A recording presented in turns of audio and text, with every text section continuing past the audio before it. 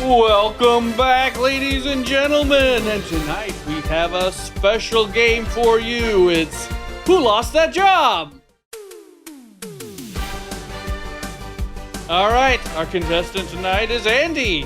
Andy, are you ready? No, but let's do it.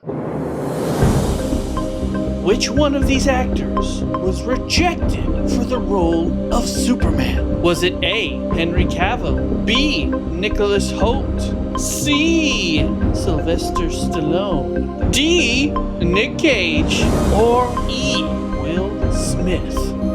I think it's like all of them, isn't it? I'm gonna go, C, Sylvester Stallone. Is he right? Yes! Wait, really? If you were to answer any of these, you would be correct. They were all passed up for Superman, even Henry Cavill, who eventually became Superman later on. So kudos to you and everybody who played at home. We can all feel like winners today. Welcome back, everybody. We are the Alter Ego Brothers. I'm Nick, that's Andy, and today we are talking about Superman. So immediately, the story starts off, we hit the ground running as Superman loses his first fight. Unbeknownst to him, though, he's actually fighting Lex Luthor, who is pulling together his plot in order to bring down Superman in any way possible. I gotta turn the page. So first off, I want to talk about the story. The DCU, in my opinion, finally gave us the superhero movie we've been asking for. It's not dark, it's not gritty. Anybody who's a fan of Zack Snyder's universe, go continue to be a fan over there somewhere else. I didn't like it, I didn't care for it. I much prefer this.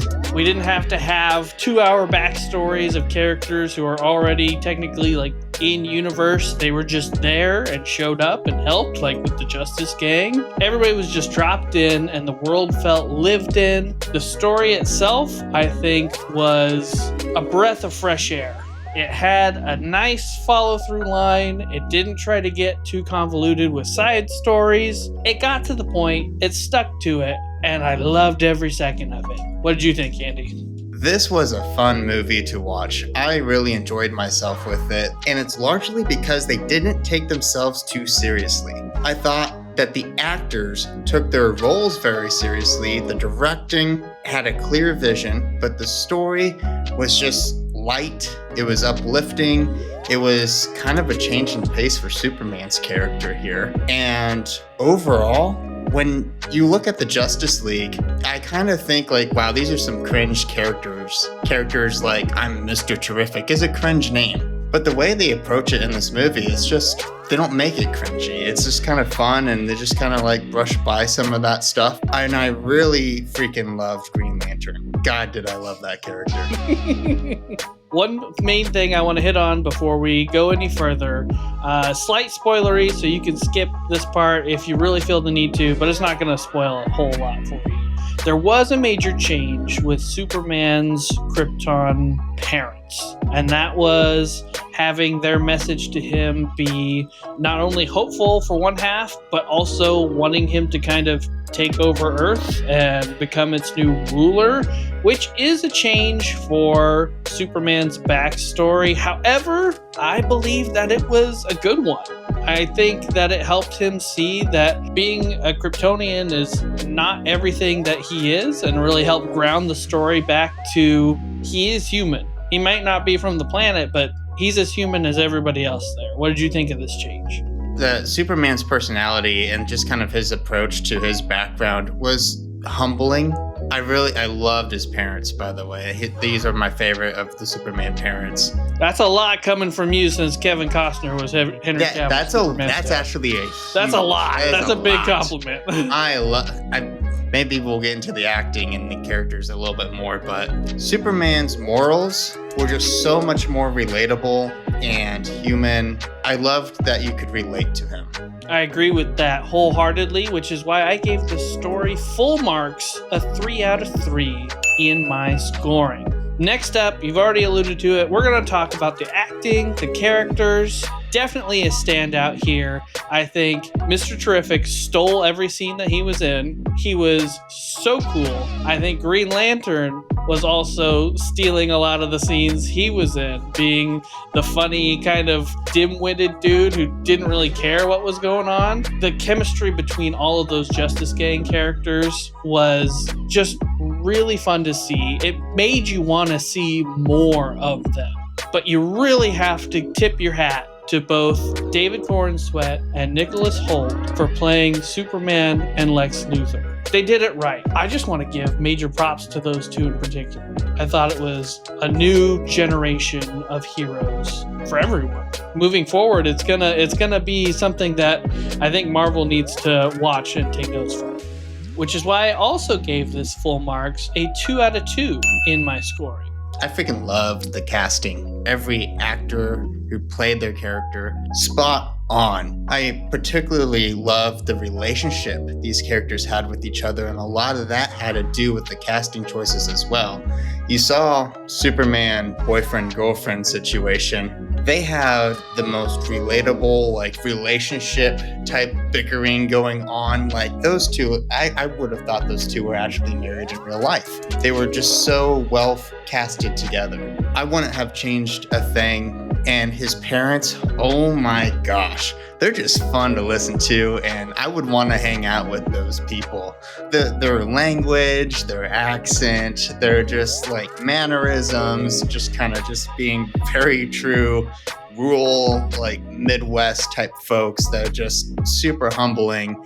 To give them some of the personas of just the dad being a little bit of a softie it was just really neat. It was really beautifully done. I think that's enough praise. Now I'm gonna get into some things that I thought were a little off about the film. Honestly, I feel like I'm being nitpicky here, but I thought the CGI in places was a little iffy, a little bad. It wasn't throughout the entire film, but there were specific parts that you could tell were not as finished as other parts. So I did not give it any points in CGI for this, so I got a 0 out of 1. Dude, I can't believe you're giving a 0 out of 1 on CGI. Did you see that freaking dog? It looks like a real dog until it behaves like an alien flying dog.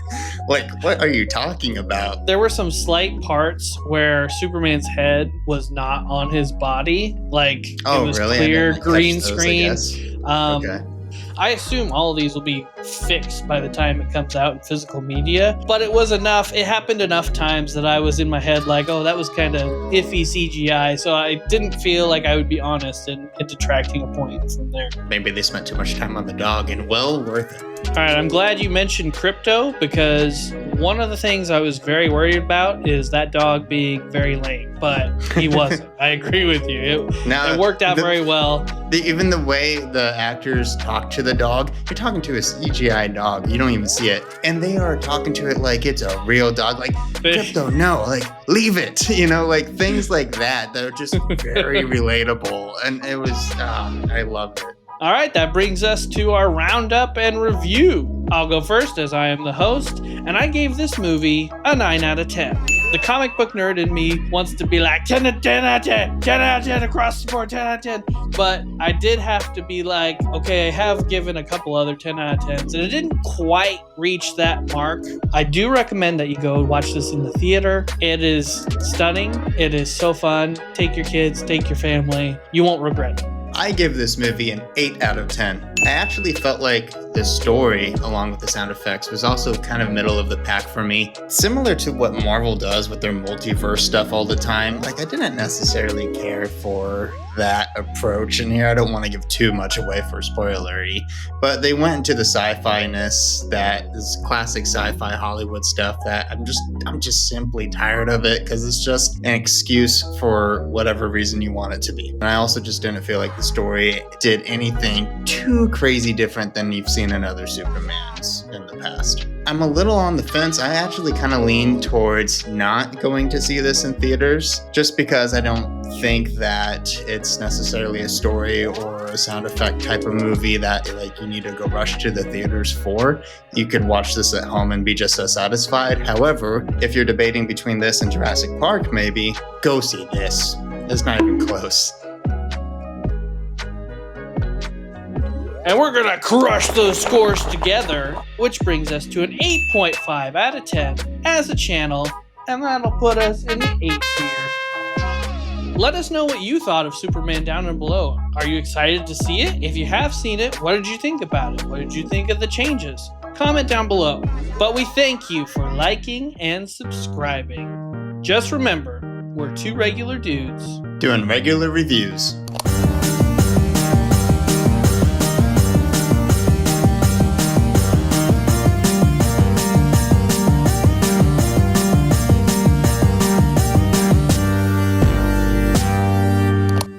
Okay, go for it. You just do it. Oh. Oh. Oh. Oh. Uh-oh. Oh. Oh no. Is it hot? Is it real hot? No, Google Gemini thought I was talking to it.